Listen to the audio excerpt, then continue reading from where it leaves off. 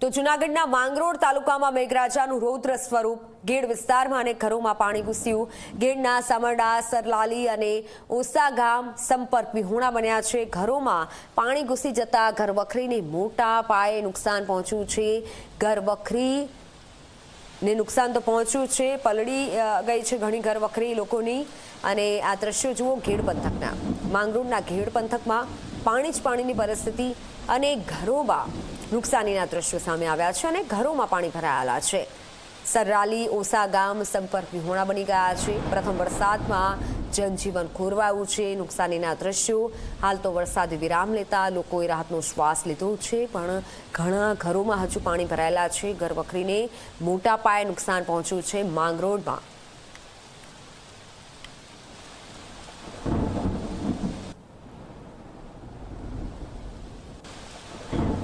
તો જૂનાગઢ જિલ્લાના કેશોદથી માંગરોળ વચ્ચેના વિસ્તારોમાં ખેતરો પાણીમાં ગરકાવ, ઠેર ઠેર ખેતરો બેટમાં ફેરવાયા। ખેતરોમાં ઊભા પાક પર પાણી ફરી વળ્યું। ખેતરોમાં 3 દિવસથી પાણી ભરાયેલા રહેતા પાક નુકસાનીની ભીતિ છે। ખેતરોમાં પાણી ભરાઈ રહેતા હવે ખેડૂતો ભયમાં છે કે પાક નુકસાની થઈ શકે છે, કારણ કે વાવણી લાયક વરસાદની આશા હતી। આટલા બધા વરસાદના કારણે પાકને ચોક્કસ નુકસાન થઈ શકે છે। ખેડૂતો હાલ ભયમાં જીવી રહ્યા છે। ખેતરો બેટમાં ફેરવાયા છે। વરસાદના વિરામ બાદ આજે જી મીડિયાની ટીમ છે તે કેશોદથી લઈને માંગરોળ વચ્ચેના જે ખેતરો છે ત્યાં પહોંચી છે। હું આપને જે દ્રશ્ય બતાવું છું કે અવિરત વરસાદના કારણે ખેતરોમાં પાણી ભરાઈ ગયા છે। તૈયાર પાક ઉપર જે પાણી છે તે ફરી વળ્યા છે। આપ જોઈ શકો છો, હું દ્રશ્યમાં બતાવું છું કે ખેતર છે તે તળાવ બની ગયું એવું લાગે છે। વરસાદી માહોલ છે। સતત 2 દિવસ અને 3 દિવસથી આ વરસાદ થતા ચારે બાજુ પાણીના દ્રશ્યો જોવા મળી રહ્યા છે અને ભારે વરસાદના કારણે ખેડૂતોને નુકસાની ભોગવવાનો વારો આવ્યો છે। જૂનાગઢના માંગરોળમાં મેઘરાજાનું રૌદ્ર સ્વરૂપ 22.6 ઇંચ વરસાદથી જનજીવન અસ્તવ્યસ્ત થયું।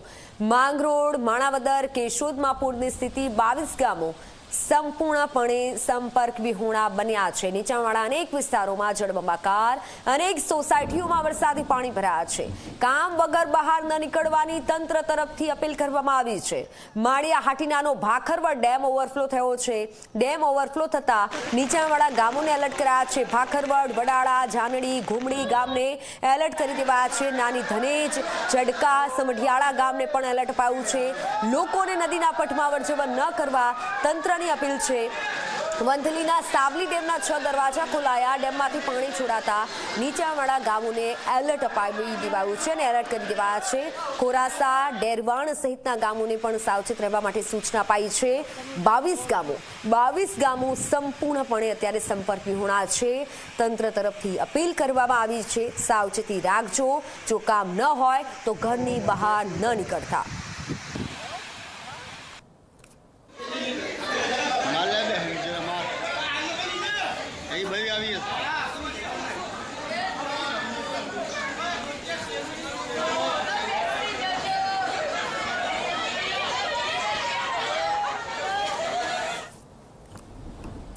કેશોદ માંગરોળ વચ્ચે ભારે વરસાદથી હાઈવે પ્રભાવિત થયો છે। હુસેનાબાદ નજીક નેશનલ હાઈવે 51 વાહન વ્યવહાર માટે બંધ કરાયો છે। પૂરના પાણી ફરી વળવાના કારણે માર્ગને ભારે નુકસાન। સુરક્ષા અને સલામતીના ભાગરૂપે વાહન વ્યવહાર બંધ થયો છે। સોમનાથથી દ્વારકા મુસાફરી કરનારને વૈકલ્પિક રૂટ અપાયો છે। સોમનાથ, જેતપુર, પોરબંદર, દ્વારકાના રૂટનો ઉપયોગ કરવા અનુરોધ। નેશનલ હાઈવે ઓથોરિટીએ ક્ષતિગ્રસ્ત માર્ગની કામગીરી હાથ ધરી છે। અત્યારે માર્ગો પણ સુરક્ષિત નથી, એટલે તમે બહાર નીકળતા હોવ તો ચેતી જજો। સોમનાથથી દ્વારકાના દ્રશ્યો, વૈકલ્પિક રૂટ અપાયો છે। કેશોદ માંગરોળ વચ્ચે ભારે વરસાદથી હાઈવે પ્રભાવિત થયો છે। હાઈવે પર પરિસ્થિતિ આવી છે। નેશનલ હાઈવે 51 વાહન વ્યવહાર માટે બંધ કરાયો છે।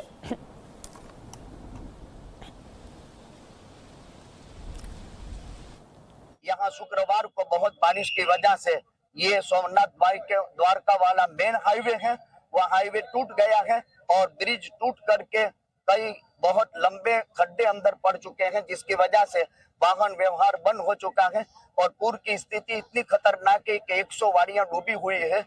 ये पुल या तो लंबा हो जाना चाहिए या वो जो बैरिकेड बना हुआ है फूड पायरी वाला वो फूड उसका कोई योग्य इलाज करना चाहिए, ऐसी हमारी मांग है।